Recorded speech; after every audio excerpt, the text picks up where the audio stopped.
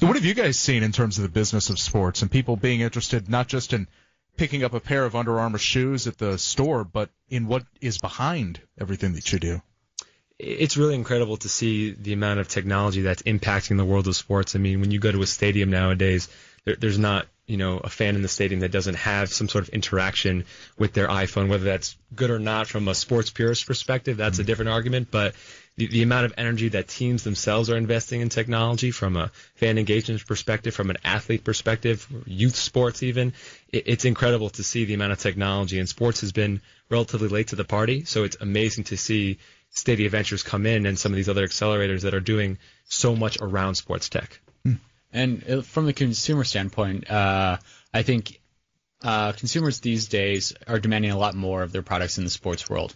5 or 10 years ago, you weren't seeing moisture-working T-shirts on every single garment. Now you are. That's the common T-shirt that was 20 years ago revolutionary. Now people are wondering what their iPhone app does in order to go into their native ecosystem. So I think the regular consumer is a lot more informed than they were, let's say, even 5 years ago, and they're asking a lot more of companies like Under Armour and IBM so that we can make them better whatever sport that they're doing.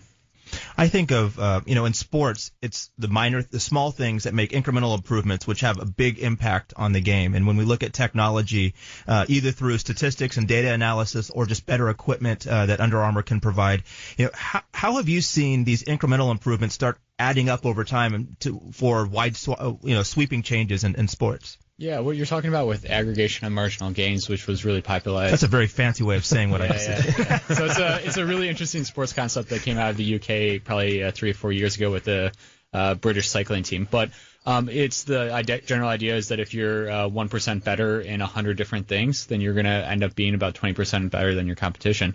And I think when you're an industry leader, you try to really focus on the aggregation of marginal gains because at the end of the day, you're never going to be able to be 100% better at, let's say, manufacturing something. It's just physically impossible. But if you can add up all those small things, then you can really create something great.